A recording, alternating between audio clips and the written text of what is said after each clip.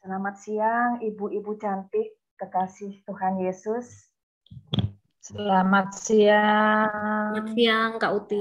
Bagaimana kabarnya? Selamat siang, Kak Uti. Ya. Adakah di antara kita yang benar-benar berbahagia karena bisa hadir dalam persekutuan kita hari ini?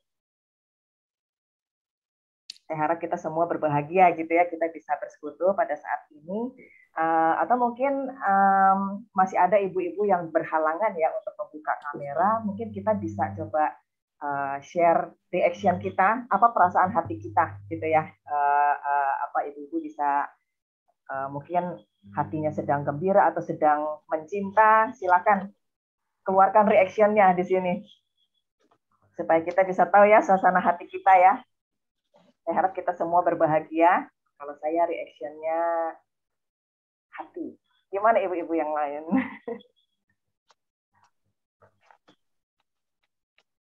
Oke, baik. Ibu-ibu, siang hari ini kita berkesempatan untuk berjumpa. Bahkan saya rasa di antara kita ada juga yang sungguh-sungguh rindu dengan persekutuan hari ini. Seperti mungkin ada yang sedang dalam waktu istirahat di tempat kerjanya, kemudian menyempatkan diri, atau mungkin seperti ibu-ibu rumah tangga juga menyisihkan gitu ya, mengatur-ngatur kembali kegiatan-kegiatan di rumah supaya pada jam ini kita bisa kosong dan bisa mengikuti persekutuan gitu ya. Kalau sekarang ini pengurus si kaum perempuan itu menyelenggarakan persekutuan kaum perempuan 3 bulan sekali nih kalau nggak salah ya Kak Vita ya. Pasti ada maksudnya nih ya. Jadi antara lain mungkin memberikan kesempatan buat kita pada saat waktu itu tiba itu kita sungguh-sungguh merindukannya. Begitu ya Ibu-ibu ya. Sehingga kita bisa menyediakan waktu, menyediakan diri kita, menyediakan hati kita di tengah segala aktivitas dan bahkan kesibukan kita. Nah, kalau begitu Ibu-ibu, untuk beberapa detik ke depan ini saya mau mengajak kita semua, Ibu-ibu, untuk meng-unmute audionya, boleh? Audionya di-unmute semuanya. Lalu kita sama-sama mengucapkan, kita menciptakan keramaian di Zoom kita ini. Ya, kita ciptakan keramaian, maksudnya saya akan menyapa, halo Mister, apa kabar? Halo Kak Rini, apa kabar? Gitu ya, kabar baik semuanya. Ucapkan aja gitu ya, pokoknya bikin aja keramaian di Zoom ini. Silakan ibu-ibu di-unmute semuanya supaya kedengaran ini kita suasana persekutuan kita gitu ya. Halo. Halo Kak Uti. Halo Bu Asi. Halo Kak Elin. Halo Ibu Eli. Halo semua. Halo Kak Norman. Ibu-ibu semua. Ibu Riana. Halo Bu Mister. Kita Kak Uti. Selamat siang.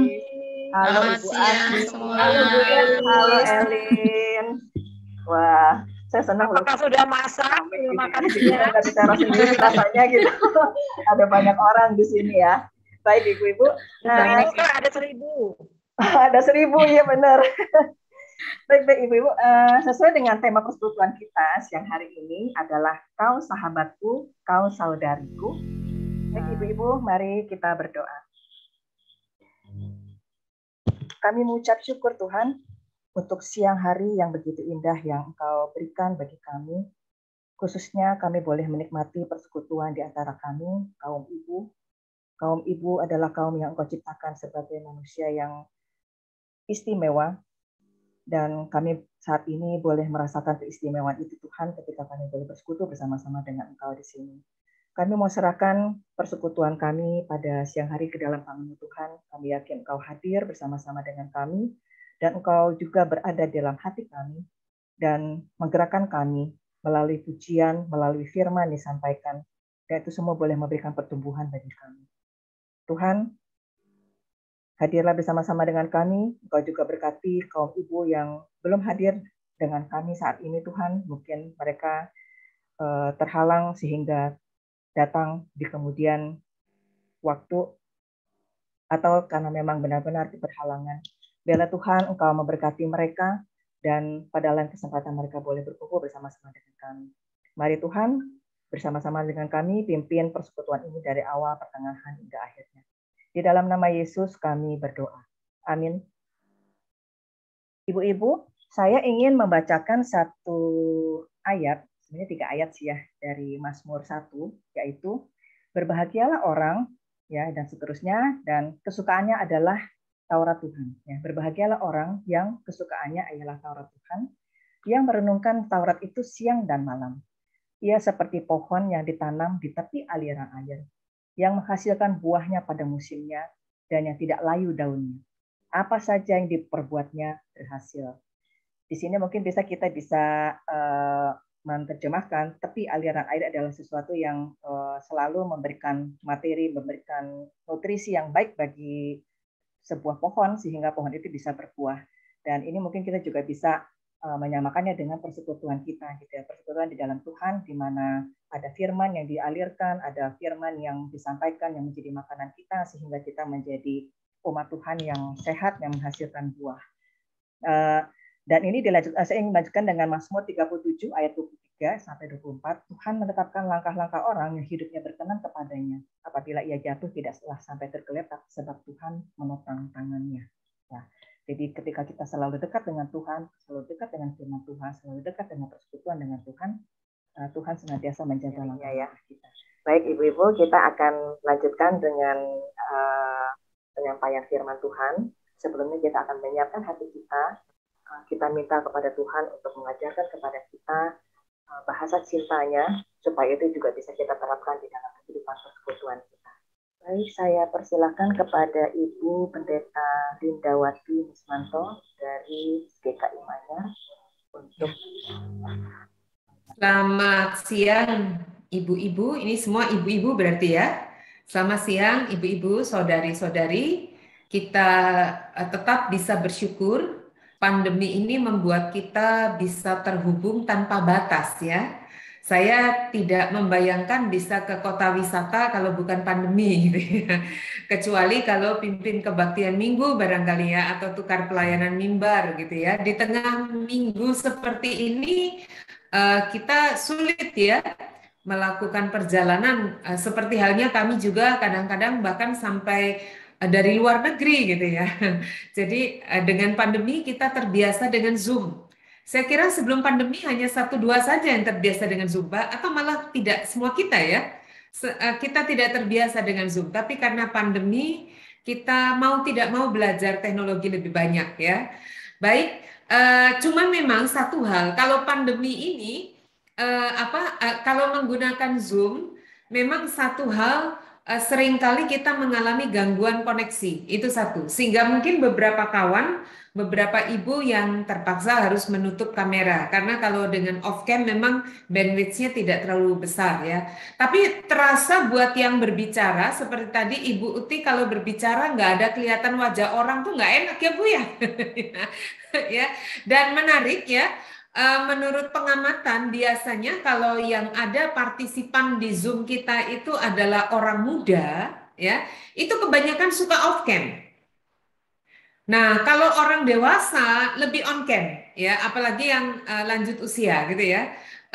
Ini saya belum tahu penelitiannya mengapa ya anak muda lebih berpikir off cam. Mereka nggak penting gitu ya. Nah, yang susah kadang-kadang kalau ngajar katekisasi, maka kan kebanyakan anak muda, jadi kami mensyaratkan, saya dan kawan-kawan pengajar mensyaratkan on cam. Kecuali kalau ada gangguan sinyal, kasih tahu kami gitu ya. Karena memang pernah terjadi ya, kami melihat sendiri, kebetulan on cam, itu sambil katekisasi, melakukan aktivitas lain, sebenarnya enggak apa-apa juga, asal bisa dengar gitu ya. Tapi ketika ditanya dia bingung. Berarti dia cuma namanya aja disetor. Ditanya dia bingung gitu ya, namanya anak muda ya, ditanya dia bingung, maksudnya apa? Berarti dia nggak ada di tempat ini gitu ya. Itu ya. Ini godaannya begitu. Tapi saya percaya kalau di forum ini ibu-ibu berbeda ya, sampai sudah menyediakan waktu di tengah kesibukan, meskipun di rumah saja itu tidak berkurang sibuknya ya. Urusan kantor dibawa di rumah, urusan semua wis pokoknya lengkap ya. Ruangnya udah lengkap, tidak berkurang ya. Nah, saya senang kalau kita masih bisa tetap berkomunikasi dua arah. Jadi kalau nanti misalnya saya menyampaikan sesuatu lalu saya bertanya, Kalau ibu-ibu boleh menanggapi, berkenan menanggapi itu akan lebih enak. Jadi nggak berasa ngomong sendiri ya. Meskipun wajah ibu-ibu sudah kelihatan tuh udah bikin saya lego kata orang Jawa ya. Karena saya tidak bicara dengan laptop, tapi bicara dengan ibu-ibu yang ada di tempat lain. Dari respon ibu-ibu tertawa apa tuh bisa membuat saya paham ya. Nah ini godaan di Zoom ya. Saya ini ambil studi pasca sarjana. Nah, dengan kondisi online, saya juga merekam tuh off-cam. Sebagian tuh mereka memang punya masalah dengan sinyal karena mereka berada di luar Jawa, sehingga kadang-kadang gangguan ya. Ketika dibuka suaranya udah nggak enak gitu ya. Tapi kadang-kadang saya berempati dengan dosen ini, akhirnya saya on-cam. Kasihan ketika dosen bergurau gitu nggak ada yang ketawa, padahal ketawa mukanya nggak kelihatan gitu. Jadi saya sengaja on cam ya, kadang-kadang semua teman off cam ya udah saya dengerin, ada 1-2 yang ikut on cam gitu. Jadi berasa kasihan juga ya, bukan kasihan ya kita empati lah. Kalau itu beda nih, karena saya lihat sebagian besar merespon dengan wajah ya. Baik, saya izin share. Oh ya, Bapak Ibu-ibu nanti sambil kenalan sambil ini aja ya, sambil dalam bahan ini ya. Tadi Ibu Uti juga sudah perkenalkan saya pendeta jemaat di GKI Manyar Surabaya. Monggo kalau ke Surabaya nanti kalau sudah tidak pandemi atau kalau putra-putrinya kuliah di ITS, kami tidak jauh dari ITS dan UNER. Jadi banyak kalau ini kalau semester baru tuh ya, banyak juga orang tua yang datang menemani anaknya lalu bilang, Bu Pendeta titip anak saya. Oh iya gitu ya. Banyak juga yang dari daerah lain. Ini udah kelihatan ibu-ibu? Terlihatkah? Ya, terlihat ya Bu ya. Oke. Nah, ibu-ibu coba kita lihat ya. Ini gambar saya capture. Oh, ini yang nggak bergerak ini. Sorry, saya ganti aja dulu ya. Saya ganti yang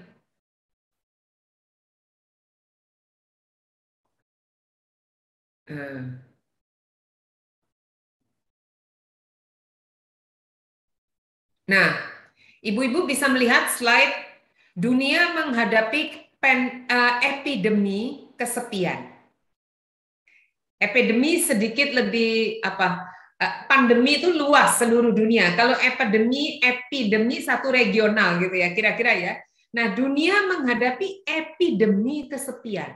Memang tidak seluruh dunia. Kalau seluruh dunia pandemi seperti sekarang, tapi epidemi itu sendiri sudah cukup besar ya.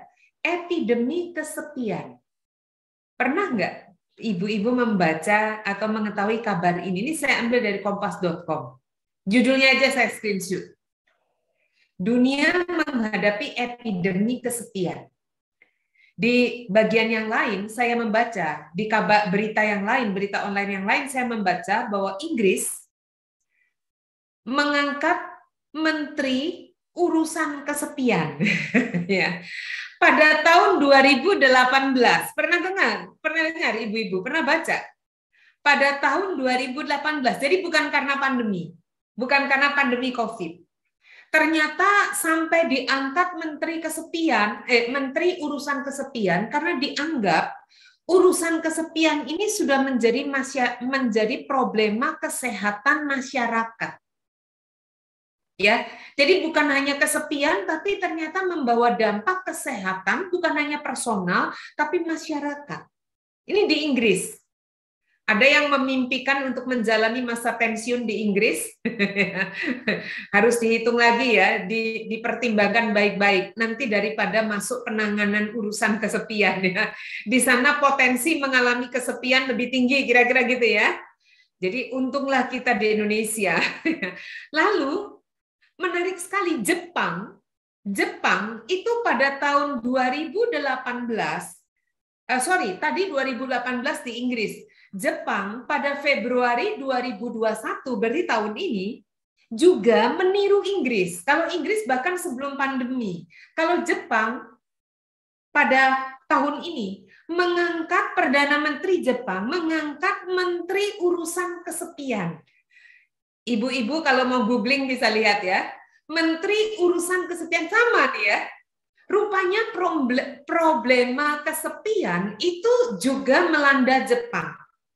Kalau soal ini saya pernah ingat, jauh sebelum pandemi, saya mendengar di radio, ketika itu Radio Suara Surabaya memberitakan apa istilahnya news gitu ya, kabar di Jepang itu ada jasa terapi pelukan.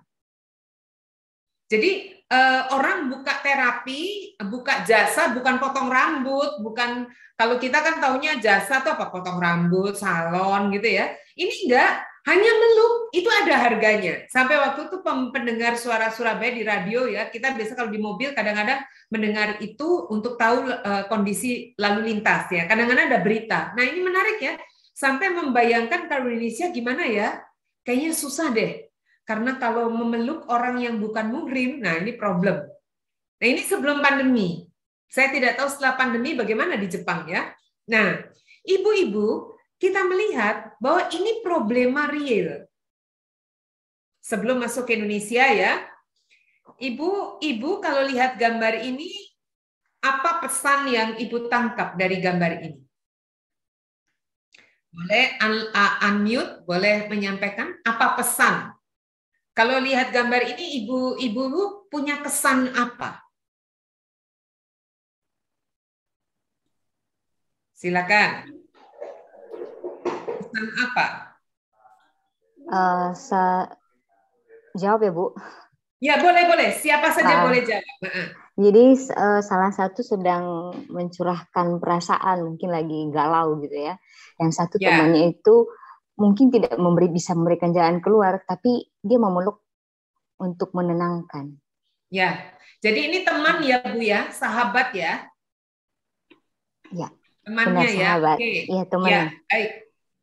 Jadi orang bisa si yang menangis ini bisa mengungkapkan isi hatinya ya dengan ini ya, dan dia dengan memeluk. Tidak bisa berbicara banyak tapi memeluk udah cukup gitu ya Bu ya. Iya Bu, kadang-kadang wanita baik. seperti itu cukup pelukan. Ya, baik, terima kasih. Ada lagi? Dan kita juga biasa melakukan gitu ya. Ketika ada kawan yang berduka cita, Benar. kehilangan orang yang dikasih, entah anak, suami, orang yang sangat penting dalam hidupnya, orang tua, kita nggak bisa ngomong, kata orang tuh speechless. Kita nggak bisa ngomong lagi, kita bisa memeluk. Dan kita tepuk-tepuk, dan itu cukup. Rasanya itu melegakan. Ya, ibu-ibu mungkin pernah melakukan ini. Nah, ini susahnya waktu pandemi ini. Saya seringkali harus menahan diri, rasanya sedih banget ya. Ada seorang oma yang suaminya meninggal, mestinya sudah usia. Jadi sudah waktunya, tapi dia tidak siap. Jadi kalau menurut putrinya anggota kami ya, mengatakan, jadi pasangan suami itu mengatakan bahwa mama ini tidak pernah lepas dari papa. Segalanya disiapkan oleh papa. Mama ini sudah seperti apa ya? Seperti apa ya istilahnya?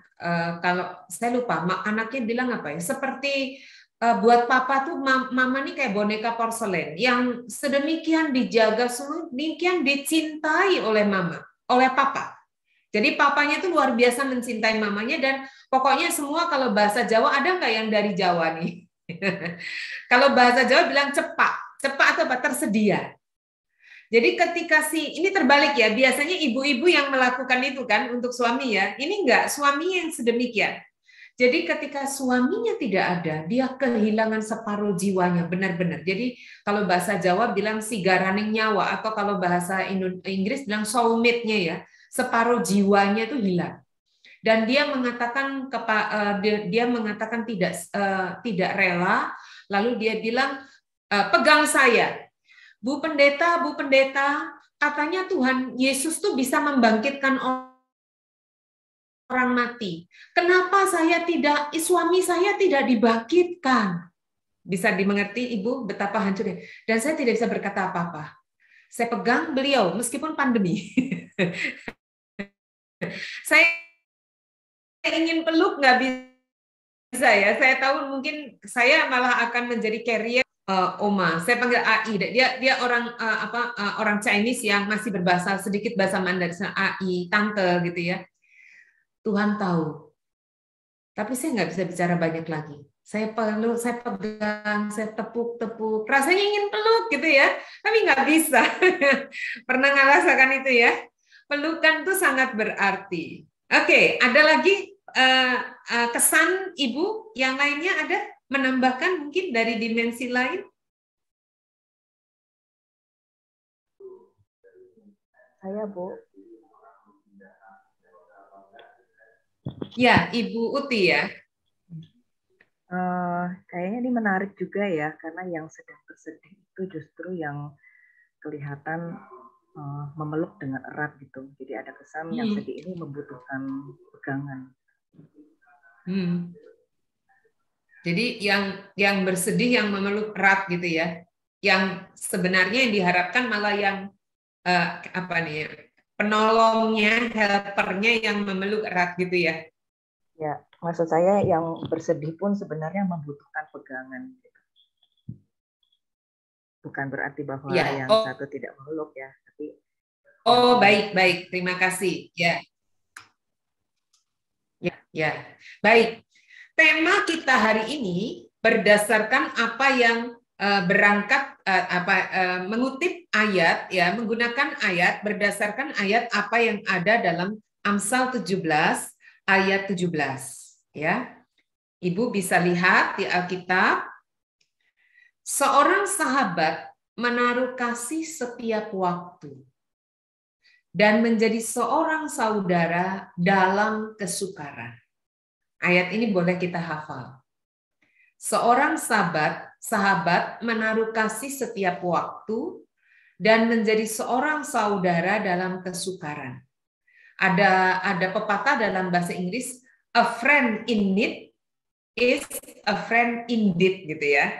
Kira-kira dari sinilah selaras ya. Seorang teman a friend in need, seorang teman yang ada pada saat kita membutuhkan adalah seorang kawan yang sejati. Kira-kira gitu kan terjemahannya ya, yang sesungguhnya. Nah, menurut ibu-ibu, ini yang memeluk ini, yang memeluk atau yang dipeluk lah ya, yang saat ini hadir untuk orang yang membutuhkan ini sahabat atau saudara.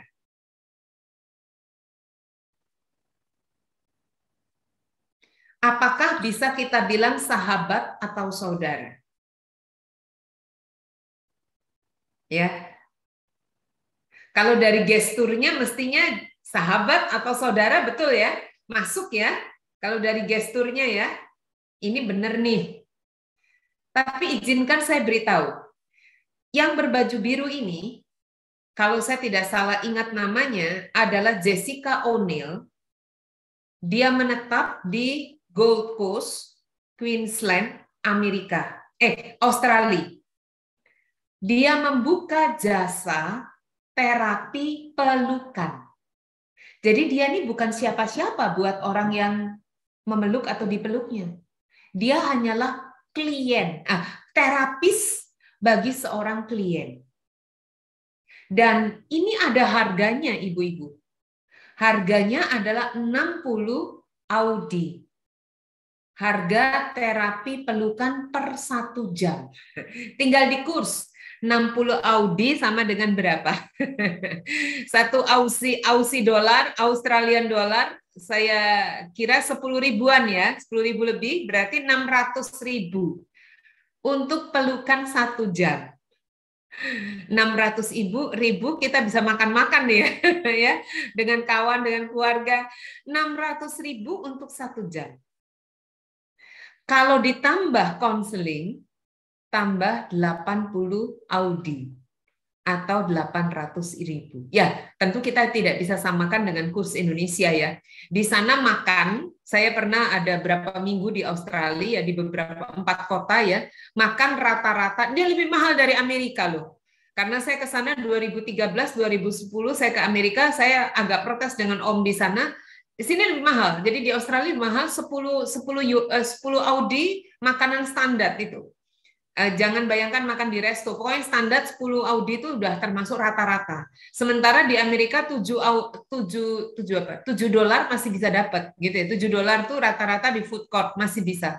Jadi memang dibilang di sini lebih mahal gitu ya. Jadi anggaplah misalnya kalau kita makan di mana? Makan di kota wisata Bogor Cibubur ya ini ya. Kota wisata Cibubur ya. Atau Bogor langsung. Itu satu rata-rata berapa, Bu? 25 begitu atau 20? Tergantung. Anggaplah rata-rata. Anak kos.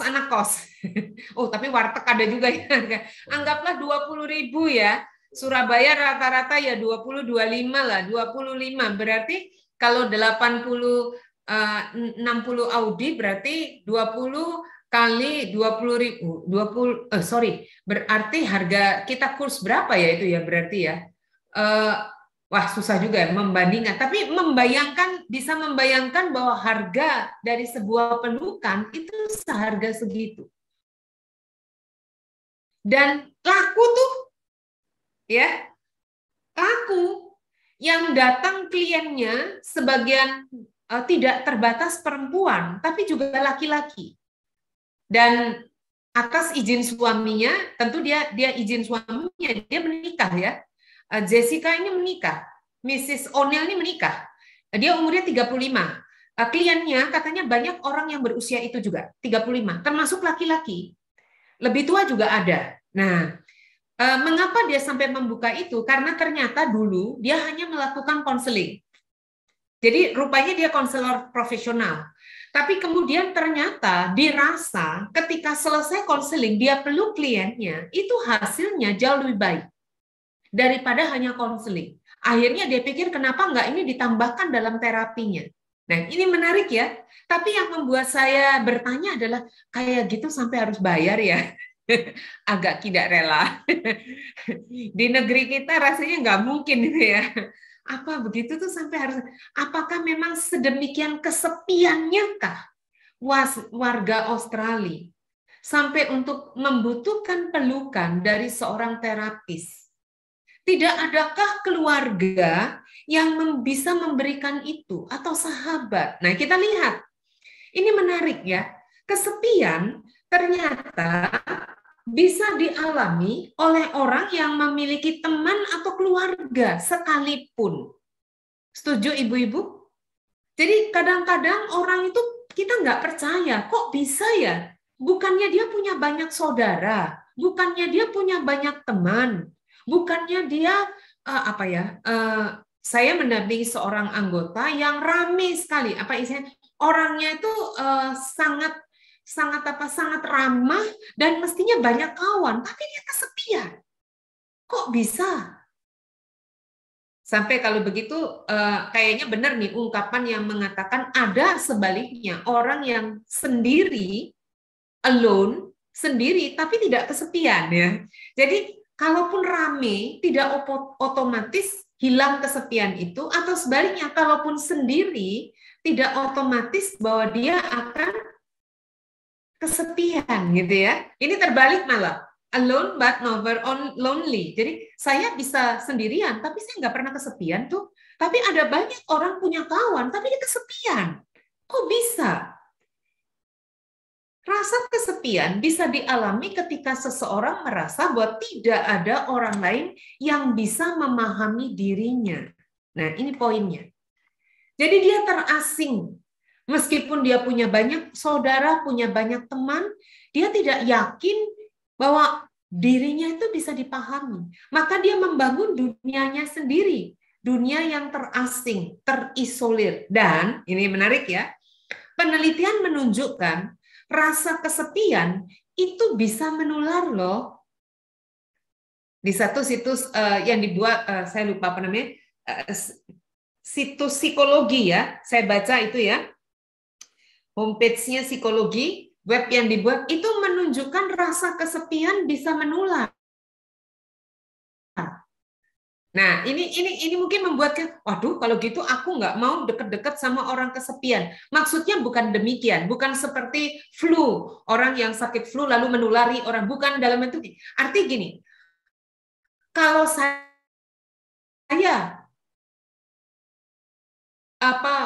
bersama dengan orang kesepian, atau cara pandang dia tentang hidup dan orang-orang menulari saya, maka saya bisa sama dengan dia mengalami penyakit kesepian, penyakit tanda kutip ya, kesepian. Paham ibu-ibu? Contoh begini, misalnya nih saya merasa diri saya tidak dimengerti. Saya merasa bahwa orang hanya dekat kepada saya kalau saya butuh. Lalu saya cerita pada seorang kawan, misalnya Ibu Rini. Ibu Rini teman saya baik, kita sering bertemu. Saya bilang, Bu Rini, halo Lin, apa kabar? Ada apa? Kamu kok tumben-tumben? Aku udah biasa kok, orang kalau cari aku mesti kalau butuh. Coba kalau nggak butuh, kan lupain aku. Loh, enggak lah, kemarin itu Siska juga ajak kamu jalan. Kamu nggak tahu kan Siska tuh kayak apa? Dia tuh mikirnya cuman kalau lagi butuh, bla bla. Kamu juga hati-hati ya, kalau Siska dekat sama kamu ya. Nah, lalu nyebutin, Bu Rini ketika tidak aware, tidak cukup sadar, tidak cukup, Ibu Rini misalnya kayak orang itu imunnya lagi lemah, kayak tubuhnya lagi lemah, tapi ini bukan imun tubuh, tapi lebih kepada Ibu Rini mulai mikir, jangan yang diomong Linda bener deh.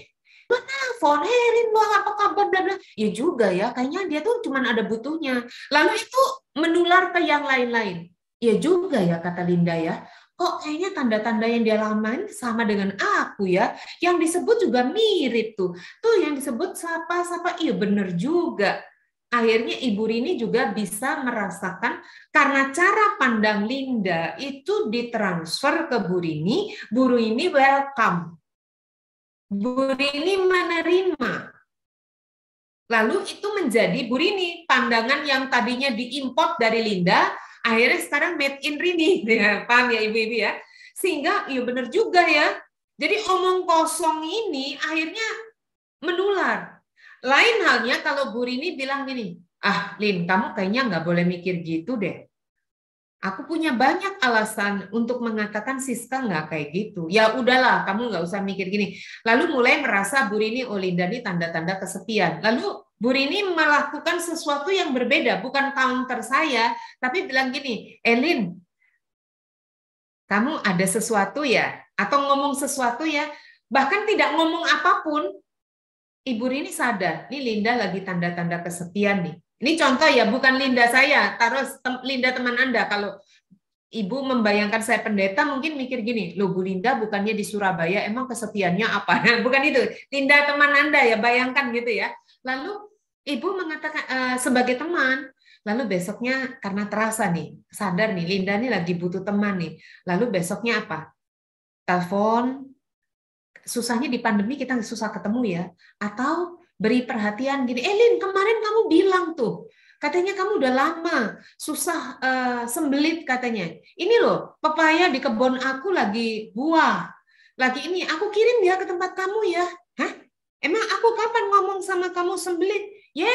Ngomong sendiri lupa. 3 hari yang lalu aku ingat kamu lupa. Dalam hati Linda pasti merasa apa? Omonganku ini ternyata diingat oleh Rini. Mulai muncul dalam diri Linda perasaan apa? Oh, aku penting buat Rini. Saya pakai nama aja ya Bu ya, anggap teman gitu ya. Oh, pikiranku apa yang ku omong, padahal aku cuma ngomong sambil lalu aja. Kok dia ingat ya? Lalu Bu Rini kontak Bu Yana, Linda kayaknya butuh perhatian. Kamu kalau ada waktu coba deh kontak dia. Oh iya, aku baru ingat, aku janjiin info pembantu. Oh iya, aduh mateng. Ya udah dah, besok aku telepon. Atau nanti aku telepon, atau aku WA. Lin, kamu katanya lagi butuh pembantu ya? Emang aku ngomong? Ngetes. Lindanya ngetes. Lah iyalah, kan aku udah janji. Sorry, aku yang lupa kasih tahu kamu. Itu loh Mbak. Dalam hati, Linda mulai merasa apa? Bukan hanya Rini yang peduli aku, yang ingat aku. Yano juga ingat. Hal-hal kecil. Lalu mulai masuk, dia mulai percaya ke hal-hal yang besar. Kita bisa mengatasi. Daripada kita memilih menerima mentah-mentah, lalu memasukkan ke pikiran kita, sehingga kita tervirus, menerima virus, tanda kutip, kesepian. Ya. Nah, orang yang kesepian, menurut penelitian, rentan terkena penyakit. Kabarnya secara medis, orang yang kesepian itu tekanan darahnya seringkali tinggi, ya mungkin itu buat jadi marah-marah gitu ya, atau terbalik karena marah-marah lalu tekanan darah tinggi, negative thinking ya, lalu juga jantung. Dua hal itu terutama. Saya baca demikian. Meningkatkan resiko kematian hingga 26%. Ya, ini kita baca, kita bisa ngomong dengan tersenyum, tapi ini real ya. Ya kita bikin ini ringan untuk kita bisa mencegahnya ya, atau menolong kawan yang kesepian. Nah, apa yang bisa kita lakukan? Ini yang penting ya. Kita bukan hanya berbicara, bergosip ya, atau membicarakan, tapi kita coba pikir dengan realita ini. Saya tidak punya datanya di Indonesia berapa angka kesepian, persentase, tapi kalau di Jepang sampai Perdana Menteri mengangkat Menteri Kesepian, kabarnya itu Oktober 2019, kemudian sampai Oktober 2020, jadi angka yang terakhir tuh 2020, itu sudah terjadi peningkatan angka bunuh diri sampai 75% pada wanita.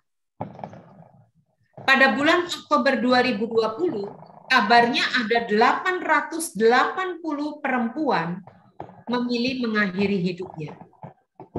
Dan sebagian besar mereka adalah perempuan yang tidak menikah, yang hidup sendiri. Itulah sebabnya menjadi keprihatinan. Salah satu sebab Perdana Menteri pada bulan Februari tahun ini mengangkat Menteri Urusan Kesepian. Nah, ini memprihatinkan. Nah, apa yang bisa kita lakukan? Di sekitar kita, meskipun data tidak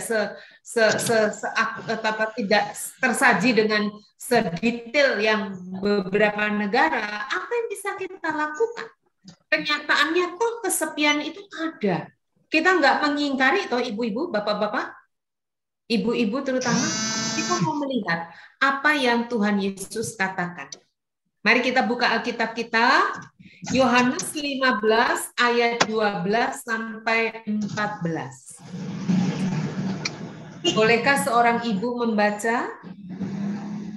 Maksudnya membaca dengan suara keras. Kita semua membaca tentu ya, dengan bersuara. Yohanes 15 ayat 12 sampai 14. Mari silakan Ibu. Yohanes 15 ayat 12 sampai 14. Inilah perintahku, yaitu supaya kamu saling mengasihi seperti aku telah mengasihi kamu. Tidak ada kasih yang lebih besar daripada kasih seorang yang memberikan nyawanya untuk sahabat-sahabatnya. Kamu adalah sahabatku, jikalau kamu berbuat apa yang kuperintahkan kepadamu. Baik, terima kasih Ibu Asia. Kamu adalah sahabatku jika kamu berbuat apa yang kuperintahkan kepadamu.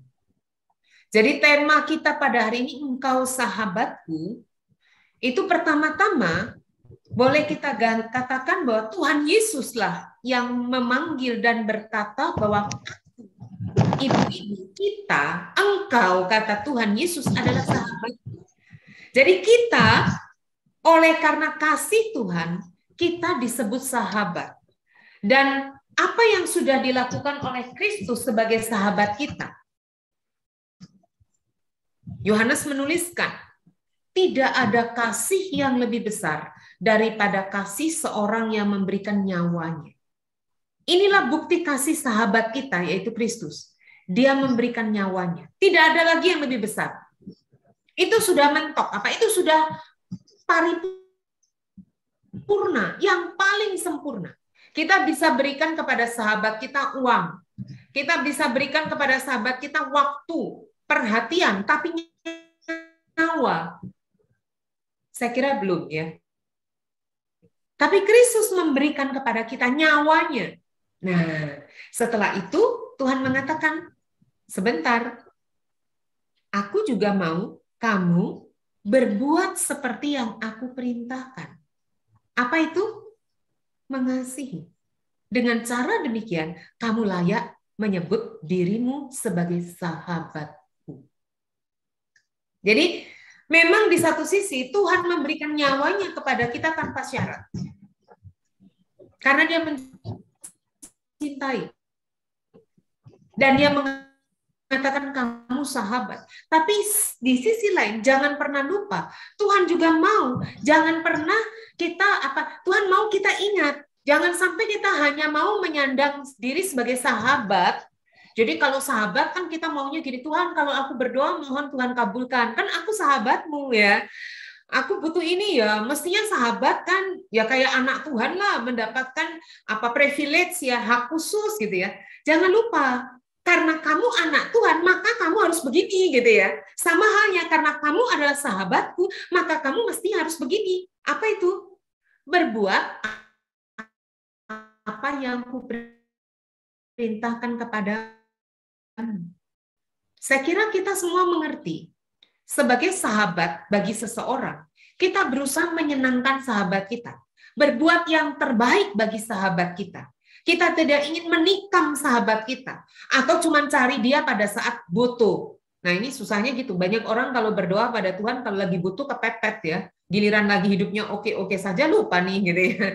Nah Tuhan ingatkan, jangan pernah lupa agar kamu ingat kalau kamu menyebut dirimu sahabat, maka kamu harus bersedia melakukan apa yang kuperintahkan. Apa itu? Mengasihi, sama seperti aku ya. Standarnya sama. Untunglah kita belum diminta menyerahkan nyawa. Kita hanya memberikan cinta kita. Nah, persoalannya ibu-ibu, saya kira semua ibu-ibu sepakat, seringkali problemanya apa? Seringkali problemanya adalah kita merasa saya sendiri loh masih butuh. Saya sendiri loh susah. Saya sendiri loh banyak persoalan. Bagaimana mungkin saya peduli dan memperhatikan orang? Saya sendiri sudah nggak punya waktu memikirkan masalah saya. Terlalu penuh nih kepala saya. Mikirin tagihan-tagihan. Apa yang bisa saya berikan pada orang lain? Saya sendiri masih kurang. Ya, dan berbagai hal. Nah, ibu-ibu penting untuk mengingat prinsip hidup Kristen. Apa itu? Pertama, kasih karunia Tuhan cukup bagi kita. Tidak ada yang kurang. Kita seringkali hidup di tengah kompetisi. Di tengah kompetisi membayangkan gini, jatahnya cuma 10. Kalau saya tidak berebut, saya tidak bersaing, maka saya tidak mendapatkan. Sejak kecil kan kita mengerti itu ya. Misalnya, orang tua kita punya 1 potong roti. Besar sih, tapi anaknya 6. Beda kan kalau misalnya anaknya cuma 1, anaknya cuma 1 dikasih anak itu. Tapi yang namanya kalau yang namanya anaknya 6 atau zaman dulu kakek nenek kita anaknya 12. Kebetulan mama saya, nenek saya itu punya anak 12. Jadi ibunda saya ini punya adik 11. Dia anak sulung. Tapi yang masih hidup 7. Ya zaman dulu ya. Jadi sejak itu si mama saya berketetapan, zaman dulu belum ada KB, itu kalau menikah tidak mau punya anak banyak karena udah capek jadi anak sulung gitu. Nah, tapi dia peduli sama adik-adiknya. Tapi saya bisa mengerti berbagi pada 12 anak tentu berbeda sama berbagi dengan 2 anak. Nah, kita membayangkan sumber daya ini terbatas di dunia. Sehingga tanpa sadar kita selalu berpikir berkompetisi. Kita tidak rela berbagi. Ntar kalau saya berbagi, saya nggak cukup dong. Nah, kabar baiknya Ibu, kasih karunia Tuhan cukup bagi kita. Tidak ada yang kurang. Artinya apa? Kalau kita mempercayai Allah itu maha kuasa, Allah itu maha ada dan segalanya, berarti tidak pernah mungkin, tidak akan mungkin Tuhan kalau membagi kasih-Nya kepada 100 orang, itu berarti 1/100 dibandingkan dia membagi kasih-Nya pada 10 orang, 1/10. Tidak. Hitungan itu tidak berlaku untuk Tuhan. Seperti tadi saya bilang, nenek saya punya anak 12, taruhlah 7 ya. 7, berarti 1 potong kue dibagi 7, 1/7. Mama saya punya anak 4, saya anak paling kecil. Jadi kalau mama saya bagi kue berarti 1/4. Ya anak sedikit ya. Anak 2, 1/2, anak 1, 1/1, anak 1 gitu ya. Tuhan tidak begitu. Kasih karunia Tuhan itu cukup bagi kita. Tidak ada yang kurang. Kalaupun saya memberikan, saya mengatakan tidak selalu pemberian materi ya. Kalaupun saya memberikan, tidak berarti saya akan kurang. Karena kemurahan hati itu selalu berlipat-lipat akan membawa. Contoh, ibu coba berikan telinga dan hati, mendengarkan curhat atau kebutuhan seorang yang kesepian yang mau berbicara. Karena dia merasa tidak ada yang memahami, berikan waktu. Coba. Ibu mungkin merasa saya sendiri masih punya banyak persoalan, saya masih punya banyak doa yang belum terjawab. Coba. Bukan tidak mungkin, ibu mendengarkan Tuhan justru menjawab pergumulan ibu. Melalui teman yang saat ini datang, yang justru datang curhat, yang kepadanya ibu berikan waktu untuk mendengar. Ya, sebagai pendeta, saya juga melakukan tugas pastoral, melakukan konseling pendampingan buat mereka yang bermasalah. Ada anggota jemaat bertanya, Ibu, jadi pendeta nggak capek ya? Orang-orang kadang-kadang kan nyampah ke pendeta. Nyampah tahu ya ibu-ibu ya. Jadi pendeta tuh kayak tempat sampah. Mereka punya keluhan-keluhan gitu, mengeluhnya gitu ya. Giliran lagi seneng sorry jadi curcol ya, tidak selalu ingat, tapi banyak juga yang mengucap syukur dan berterima kasih. Tapi lepas dari itu, kami sudah biasa untuk, kalau orang bilang tempat sampah, saya sih nggak setuju istilah itu, tapi teman-teman suka bilang nyampah ya. Ya, apa nggak capek mendengarkan keluh kesah, menolong mereka yang sedang, saya bilang saya tidak itu. Kenapa? Karena saya selalu melihat bagaimana Tuhan justru bekerja. Tuhan tidak membuat saya memberi apa yang tidak saya punya, itu satu. Ya. Tapi seringkali justru Tuhan memberikan apa yang menjadi pergumulan saya melalui kisah-kisah yang hidup, termasuk dalam segala pergumulan umat yang datang. Satu saat saya justru merasakan menghayati atau mempercayai Tuhan menjawab doa saya melalui orang yang konseling. Padahal itu bukan anggota jemaat bisa, ya. Jadi dia mengetahui saya dari radio, lalu buat janji. Dari temannya, ya, buat janji. Lalu dia menceritakan pergumulannya dalam keluarga, meskipun tidak ada hubungannya pergumulan saya dengan konsili ini, tapi saya merasa dari titik pergumulan itu saya menemukan Tuhan menjawab apa yang saya bergumulkan. Apa yang mau kita bilang kalau begitu? Kasih karunia Tuhan cukup bagi kita? Ya. Dan yang luar biasa, ketika Tuhan ketika kita memberikan, tanda kutip memberikan itu nggak selalu materi ya. Pada saat yang sama, Tuhan terus memberi kepada kita. Jadi sumber kayak air sungai itu loh, Ibu tahu ya, air sungai. Air sungai itu nggak pernah habis karena sumbernya terus mengalir gitu ya. Air sungai ini kita kalau di kota besar udah nggak ngerasain ya, namanya air pegunungan ya. Saya pernah ya ketika hiking ke pegunungan di sekitar dekat Surabaya 2 jam, namanya Prigen, kalau di Jakarta tuh mungkin puncak gitu ya. Nah, saya minum air karena kami sempat tersesat ya. Saya minum air yang sungai yang mengalir di gunung, tapi saya nggak sakit perut tuh. Saya nggak diare itu air karena habis airnya. Kami terjebak di istilahnya sempat tersesat dengan tandatan airnya bisa ketemu ya. Cuman lepas dari itu kami kehausan, terutama saya butuh minum. Saya minum air yang mengalir nggak masalah, bersih. Air pegunungan bahkan mungkin lebih bersih daripada air di rumah. Bersih ya? Ibu bisa membayangkan kalau hidup kita terus mengalir dari sumber Tuhan, hidup kita akan selalu bersih. Nah, ini hal yang lain. Tapi kalau kita hanya seperti got di depan rumah, selokan di depan rumah, kita diem gitu, airnya bau. Coba deh di rumah ada ember, airnya dibuat 1 bulan tidak dipakai ibu. Pasti banyak jentik nyamuk dan bau. Ya kan? Karena apa? Tidak mengalir. Jangan khawatir kalau kita mengalir akan kehabisan. Kasih karunia Tuhan cukup buat kita. Nah, saya sangat terinspirasi, ibu-ibu pasti sangat tahu kisah Ibu Teresa. Dia berada di Kalkuta, di tengah komunitas yang paling miskin di antara yang paling miskin. Dia merawat orang-orang yang bau, yang menjijikkan, luka bernanah, yang sudah dipenuhi belatung, dan orang bertanya, kenapa dia bisa bertahan? Ibu-ibu, kita tahu betul bagaimana nih kisah biografinya banyak sudah ditulis orang ya.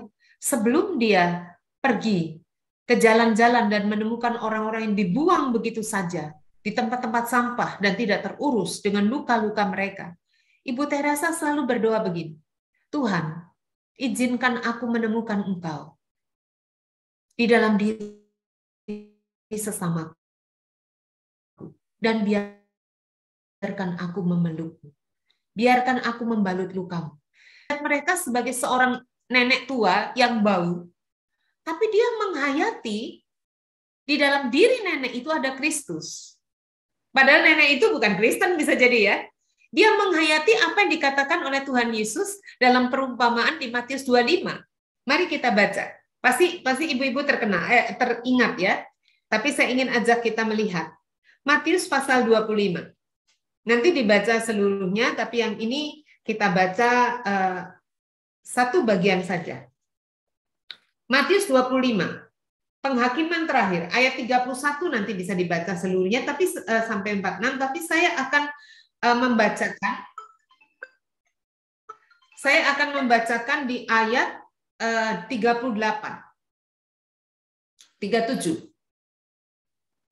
Maka orang-orang benar itu akan menjawab katanya, Tuhan, bila manakah kami melihat Engkau lapar dan kami memberi Engkau makan, atau haus dan kami memberi Engkau minum?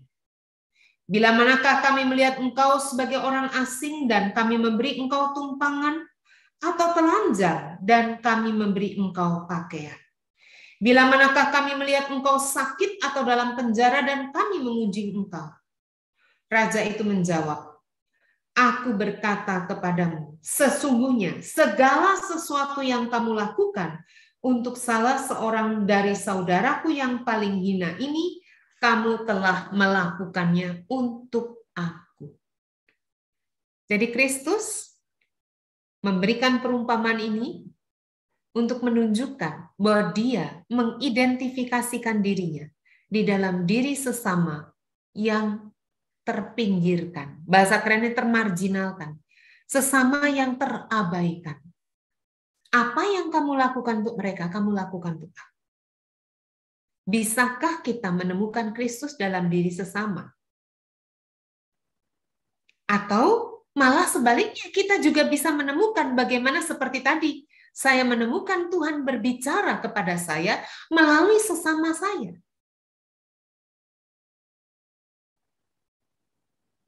Dan kita tahu, kita tidak sedang memberikan diri kita semata. Kalau diri kita bisa burn out. Seperti pertanyaan anggota jemaat, emang Bu Linda nggak capek jadi pendeta? Nyampah istilahnya, menerima sampahnya orang. Saya merasa tidak, karena bukan aku, tapi Kristus. Saya hanya kepanjangan tangan Kristus. Saya hanya meminjamkan mulut saya agar Kristus bisa berbicara melalui saya kepada orang lain. Bukan meminjamkan ya, Tuhan memakai, ini juga punya Tuhan. Tuhan pakai mulut saya gitu ya. Paham ibu-ibu ya? Tuhan pakai tangan saya. Tangan ini tuh pemberian Tuhan. Bukan aku tapi Kristus. Tuhan berikan hikmat kepada saya juga. Tuhan berikan pemahaman sehingga bisa mengerti. Bukan aku, tapi Kristus. Sehingga siapapun kita mestinya tak perlu ragu. Kita tidak bisa berkata itu kan tugas pendeta atau psikolog, aku nggak bisa. Ibu kadang-kadang tidak mudah loh orang datang kepada psikolog, apalagi di Indonesia, tidak biasa.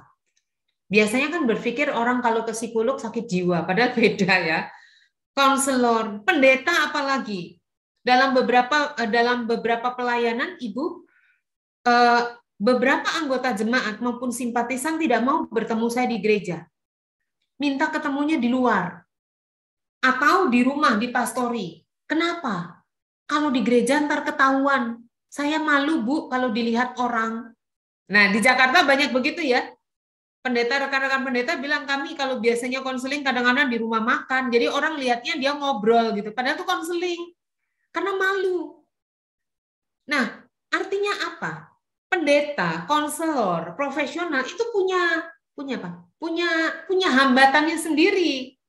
Tidak semua orang bisa siap atau bersedia melangkahkan kaki untuk bicara dengan konselor atau pendeta. Tapi dengan teman, nah ini ya, dengan teman cukup angkat telepon. Cukup bilang, kamu ada waktu nggak? Yuk kita jalan yuk. Nah, ya. Jadi dengan teman. Kalau dengan pendeta kan masih berpikir sekian kali sungkan, pendeta kan sibuk. Ntar apa kata pendeta kalau aku cerita masalah ini, banyak yang begitu loh. Ya. Belum lagi aku ganggu waktunya, kayaknya ini nggak seberapa penting deh, nanti malah kayaknya kok merepotkan ya. Hal yang remeh kayak begini. Nah, kayak gitu misalnya. Ada banyak pertimbangan sampai kalau udah datang ke pendeta tuh memang benar-benar udah dipikirin ya, sungkan, udah di atas apa, sudah nggak bisa ngatasi. Nah kalau ke teman, kepada ibu-ibu, kenapa tidak? Jadi ada apa? Ada kesempatan luas, bahkan lebih daripada seorang pendeta atau konselor profesional pada diri kita sebagai seorang kawan. Setuju ibu-ibu? Ya, boleh kasih jempol aja ya. Jadi, tapi jangan khawatir, bukan aku, tapi Kristus.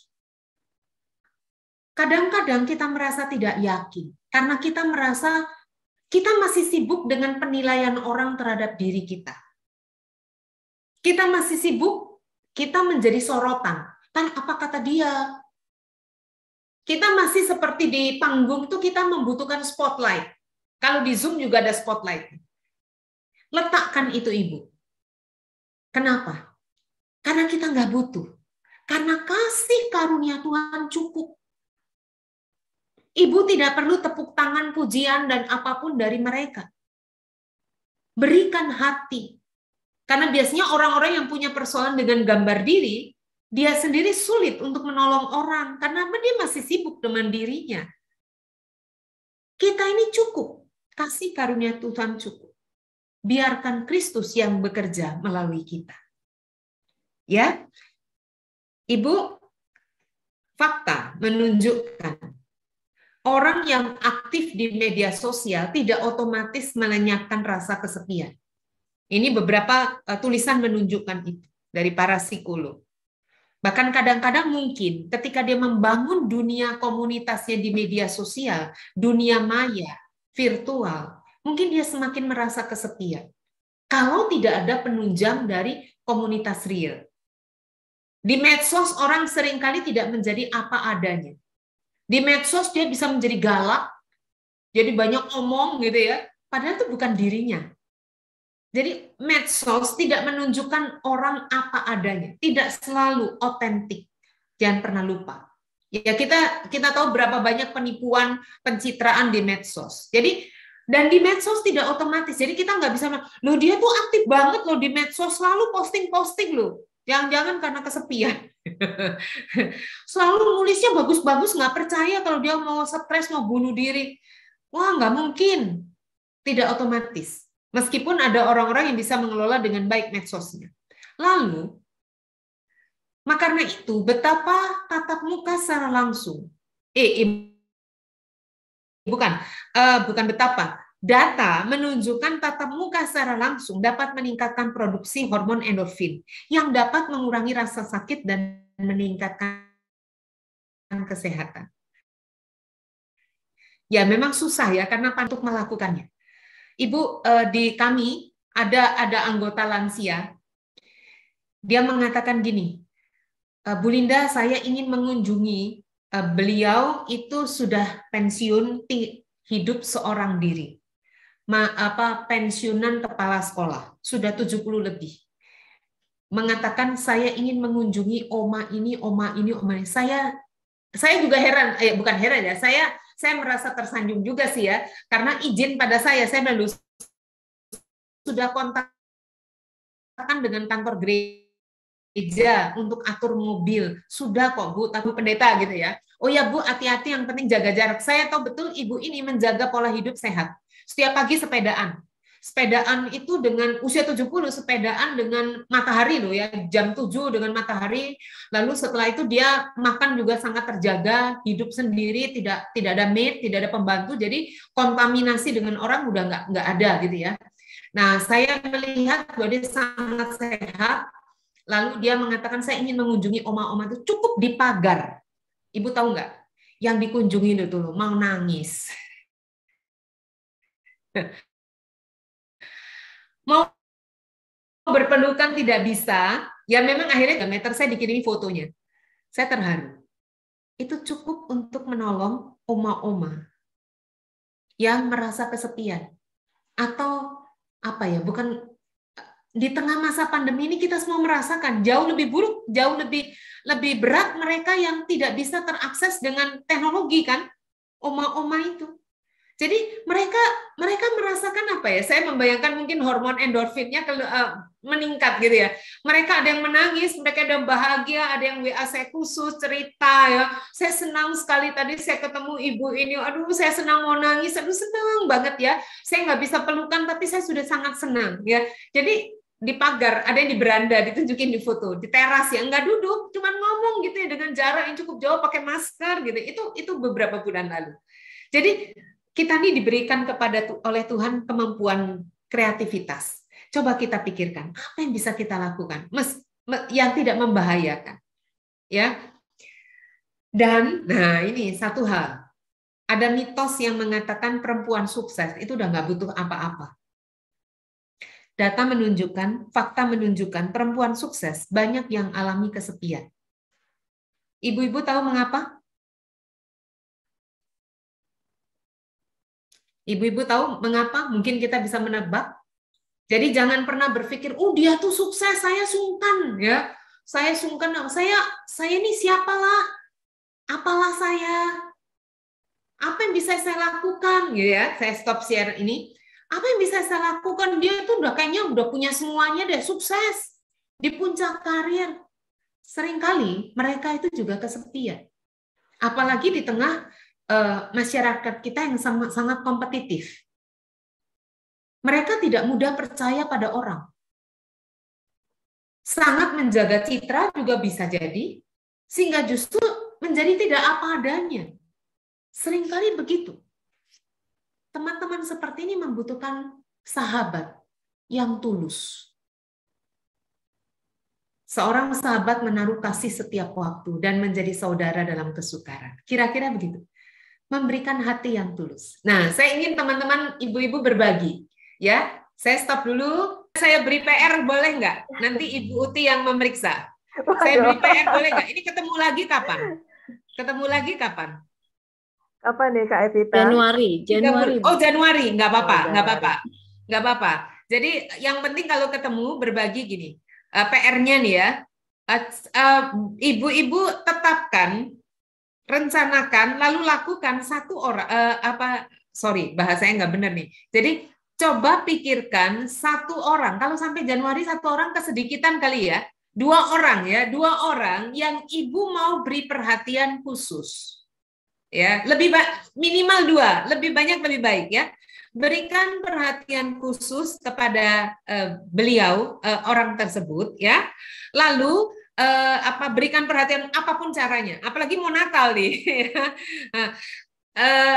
Baiknya sih kalau ada komunitas di WAG, ada WA group nggak? Kalau misalnya, soalnya gini, saya tadi bayangkan jangan sampai ada orang yang satu tuh diperhatikan banyak orang, sementara ada yang terabaikan gitu ya.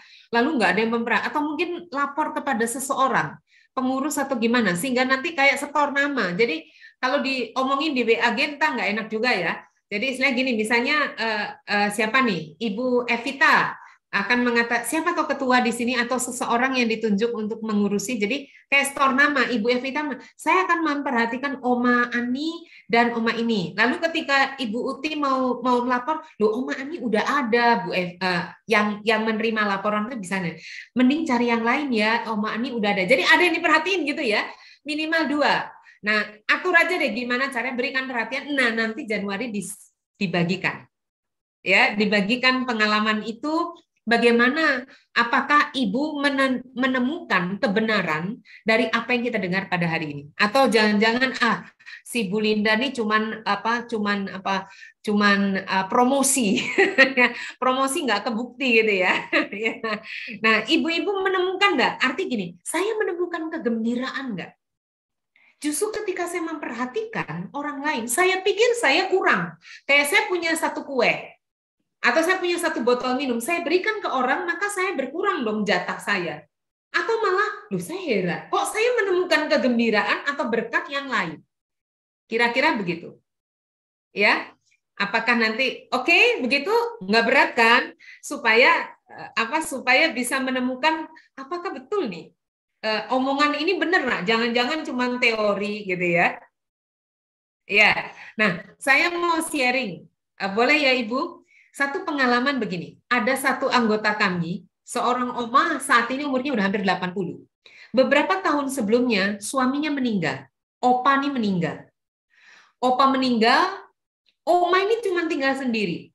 Ya, anaknya 1 di Amerika, 1 di Australia, di Malaysia, 1 di Jakarta. Setiap anak ingin mengajak oma dan opa pindah bersama mereka, tapi mereka mengatakan tidak. Anak-anak mengkhawatirkan karena mereka udah lanjut usia, mereka bilang Tuhan yang menjaga. Jadi oma ini yang mengatakan pada saya, oma ini memang sendirian, tapi oma ini tidak kesepian karena ada Tuhan. Dan opa lebih diam. Oma ini suka cerita. Nah, ketika si opa meninggal, saya mengunjungi setelah masa kedukaan lewat. Jadi waktu sudah pemakaman, saya tahu nih saat-saat sepi justru setelah itu.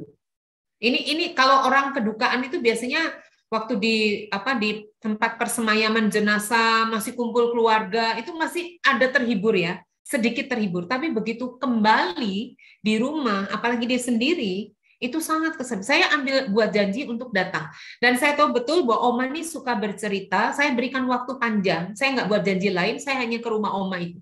Jadi nggak ada kunjungan kedua. Nanti janjian sama orang susah. Saya datang. Oma itu cerita banyak. Saya justru diberkati dari cerita oma itu. Betapa luar biasa imannya. Ketika menceritakan titik-titik bagaimana Tuhan menolong setiap hal. Tapi yang menarik, yang saya mau cerita adalah satu hal. Di pojok tempat kami ngobrol di ruang makan. Nah, di pojok, oma itu baru penyembuhan juga ya. Dia jatuh. Jadi waktu suaminya meninggal, oma ini di rumah sakit. Miris ya. Jadi suami meninggal di rumah, oma di rumah sakit karena dia jatuh. Nah, si oma dia bilang, saya melihat kami di ruang makan, kami duduk gitu ya. Oma terbatas geraknya. Saya melihat ada seekor kucing di pojok. Karena saya sudah tahu ruang makan itu, saya tahu oma nggak punya kucing. Kucingnya meong-meong. Saya bilang ini kucing Anggora. Loh, oma sekarang punya kucing ya? Lah ya itu, Lin. Oma mau saksi ya, Tuhan tuh luar biasa. Lalu dia cerita. Dia cerita apa? Rupanya beberapa hari setelah opa meninggal, dia pulang ke rumah ya. Seorang ibu, dia sebut Esther ya. Itu timnya dalam berdoa. Lebih muda, jauh lebih muda. Ibu Esther 60-an. Itu telepon, Oma, nanti saya kirim kucing ya. Oma mau rawat? Oh ya mau, Oma suka. Jadi ini kucing dikirim Bu Esther. Dan Oma ini setiap hari ditemani si kucing yang manjanya luar biasa, dan Oma bisa bercerita tidak habis tentang si kucing. Kucing ini sahabat buat Oma. tapi di balik si kucing ada Ibu Esther yang sama. Hal kecil kelihatannya ya. Saya cuma mikir Ibu Esther ini anak baik banget, peka ya. Jadi Oma nih sendiri kan tahu Oma mau dikasih apa. Dikasihlah seekor kucing. Dan kucingnya kan apa? Ada 1000 cara untuk kita bisa memperhatikan orang yang membutuhkan. Ibu-ibu bisa cerita nanti. Ya, Januari bisa cerita ya. Sekarang mau berbagi juga boleh, terserah Bu Uti. Waktunya masih cukupkah? Kalau mau berbagi pengalaman boleh juga. Oke, saya sudahi. Ya, terima kasih Bu Linda. Ya, ini pengurus si kaum perempuan dan PR nih ya, Kak Evita. Ide yang baik juga. Jadi kita ikatan persaudaraan, ikatan persekutuan kita tidak lepas selepas dari persekutuan ini, tetapi masih bersambung lagi gitu ya dengan PR yang kita dapat. Kalau bisa Bu, yang diperhatikan yang tidak ada di Zoom ini. Oke. Atau boleh juga sih barangkali ada juga ya. Cuman saya nggak tahu bagaimana nanti pengurus mengatur lah gitu. Diterima tantangannya Kak Evita. Ini Kak Evita ketua komisi dewasanya ini Bu. Ya, tantangan. Yes. Ya, terima kasih Bu Pendeta. Sebetulnya memang kami di pengurus juga sebelum ini sempat berpikir kita perlu siapin follow up gitu. Tapi memang kita masih mentok. Tapi terima kasih Bu Linda kasih ide nih, kita langsung ngobrol di grup WA. Idenya baik sekali, nanti kami coba atur Ibu. Ya, diatur, dimodifikasi atau malah dikembangkan silakan Bu. Cuman ide spontan saya pikir kita mesti, artinya gini, kita mesti kayak gini, kayak lihat resep masak atau lihat video masak. Kalau kita nggak nyoba kan kita lupa. Kita lupa, kita coba dulu, kita rasain, iya bener juga nih. Gitu ya. Jadi yang saya omong itu bayangkan ibu-ibu melihat video tutorial masak gitu ya. Saya ngomong, tapi ibu juga, iya bener juga nih yang diomongin pendeta. Kira-kira gitu. Baik, Bu. Praktekan. Ya. Siap. Oke. Bu Uti boleh sedikit menambahkan ya. Salah satu pelayanan yang kami lakukan itu adalah mengunjungi online dengan video call. Kalau Zoom itu mungkin untuk orang-orang lanjut usia tidak terlalu gampang ya. Saya tidak tahu. Sekarang lansia kami belajar masuk Zoom. Di awal-awal wah itu perjalanannya panjang untuk masuk Zoom ya, untuk buka Zoom. Tapi mungkin kalau ibu-ibu mudah buat mereka yang masih bisa punya smartphone. Karena beberapa anggota kami yang lansia yang hidup sendiri juga bahkan smartphone pun tidak punya, yang ada handphone biasa. Nah, kalau bisa video call atau suara, telepon. Jadi kalau WA orang tua itu tidak. Jadi saya kalau dengan yang lanjut usia saya telepon aja. Saya cuman izin menantunya jam berapa saya bisa telepon anaknya, saya mau ucapin ulang tahun boleh nggak saya berdoa via telepon. Itu sedikit menolong karena mendengar suara ya kan, sama saya suaranya udah akrab, suara kayak begini nih diingat baik Oma ya. Atau video call, mereka cerita. Saya tuh sangat tersentuh. Kami dan tim ya, beberapa teman-teman di pemerhati itu melakukan itu ya. Sudah banyak kawan-kawan yang timnya udah banyak, itu kita tatap muka via video call. Jadi setidaknya sedikit mengobati tulisan kalau yang ini. Dan memang banyak senior, kelompok senior ini juga mengalami demensia. Ya, demensia karena mereka tidak bertemu. Jadi syukurlah papa mertua dari ibu itu masih punya semangat. Ada yang sudah drop banget semangatnya. Jadi masih bersyukur ya, biar ini susah ya karena antara kesehatan psikis itu mempengaruhi kesehatan fisik ya. Kalau mereka dilarang untuk keluar sama sekali, psikisnya drop, fisiknya juga drop. Tapi kalau keluar juga bahaya. Nah, ini mesti gimana pandai-pandainya kita yang masih anak ini, yang masih aktif ini mengatur bagaimana orang tua kita. Tapi betul Ibu, jadi memang sangat pengaruh itu. Tapi kalaupun situasinya sangat sulit, ya udah pakai wajah. Dengan wajah ini setidaknya bisa agak terobati. Ya nanti kalau misalnya kita punya mama, punya apa ya kita lakukan itu. Masih bisa dengan wajah, video call. Ya, itu aja Bu Uti, apa yang dikatakan tadi mengingatkan saya soal ini. Terima kasih. Ya, terima kasih Ibu Linda sudah memberikan satu tips lagi ya, bagaimana kita memberikan perhatian khususnya bagi para senior. Karena ini waktu sudah hampir 2 jam ya kita persekutuan, saya boleh menyampaikan resume sedikit tentang apa yang disampaikan oleh Bu Linda, bahwa kesepian itu menjadi isu yang serius, ya, khususnya di masa pandemi ini. Dan itu dapat dialami oleh setiap orang, bahkan termasuk mereka yang justru punya teman, punya saudara, punya keluarga, bahkan yang aktif di medsos, mereka yang sukses dalam karir, itu mereka juga bisa mengalami kesepian. Dan untuk itulah kita dipanggil untuk menjadi a friend indeed, karena kita juga sudah mengalami kasih Tuhan yang selalu cukup bagi kita. Dan setiap orang yang membutuhkan kasih kita adalah tempat yang tepat bagi kita untuk menyatakan kasih kita kepada Tuhan. Yang paling indah adalah bahwa kita adalah sahabat Tuhan Yesus.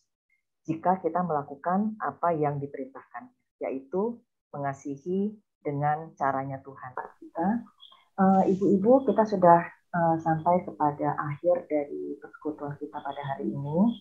Namun sebelum kita tutup, kalau boleh saya minta Ibu Linda untuk menyampaikan closing statement barangkali terkait dengan tema kita hari ini.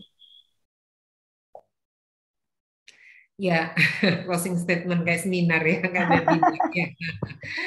Baik, ibu-ibu percayalah bahwa sumber Tuhan itu tidak terbatas, sehingga pada saat kita melayani atau berbagi kepada sesama kita itu pun tidak akan terbatas, tidak akan chat bahwa kita justru menalarkan sukacita.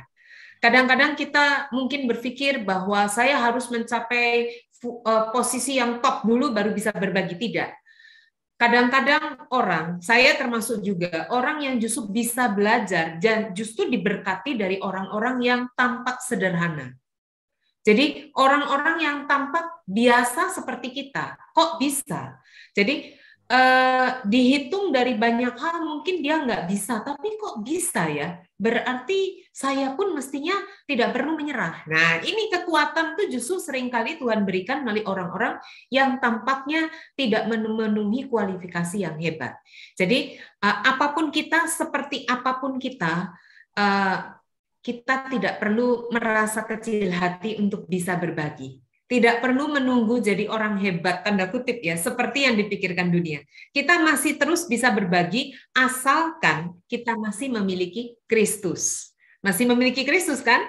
Selalu, karena dia punya sumber tak terbatas. Itu mungkin Bu, ya. Nanti kalau panjang bisa jadi khotbah kedua. Terima kasih Bu Linda, ibu-ibu ini kiranya bisa menjadi oleh-oleh buat kita sepulang dari persekutuan kita. Baik, kita akan tutup persekutuan kita. Saya serahkan kepada Ibu Linda untuk menutup dengan doa dan berkat.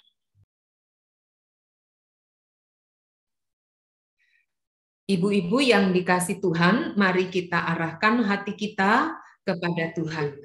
Tuhan memberkati engkau dan melindungi engkau. Tuhan menyinari engkau dengan wajah-Nya dan memberi engkau kasih karunia. Tuhan menghadapkan wajah-Nya kepadamu dan memberi engkau damai sejahtera. Amin.